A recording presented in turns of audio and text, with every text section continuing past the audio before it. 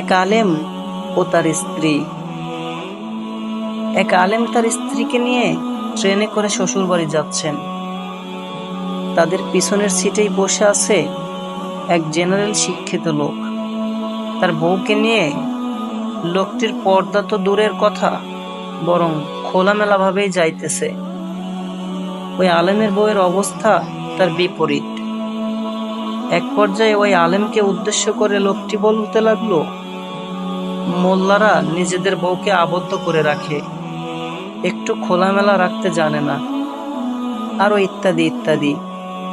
তখন ওই আলেম দাঁড়িয়ে লোকটিকে বললেন, ভাই, আপনার এই ব্যাগটাতে কি? লোকটি বলল, আমার গোপন জিনিসপত্র আছে আর টাকা পয়সা আছে। তখন আলেম বললেন, সেখানে কেন রাখছেন? লোকটি বলল, লুকিয়ে সেভ করে রেখেছি। তখন আলেম বলল, আমিও আমার স্ত্রীকে এভাবেই যত্ন করে রেখেছি, যেন কেউ না দেখে। কারণ আমার কাছে আমার স্ত্রী খুব মূল্যবান। পকেটের টাকার চেয়েও কোটি গুণ বেশি। আর আপনি আপনার বউকে পকেটের টাকার চেয়েও বেশি ভালোবাসেন না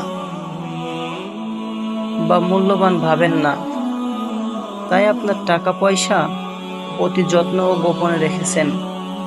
নিজের বউটাকে জনসম্মুখে খোলামেলা ভাবে রেখেছেন।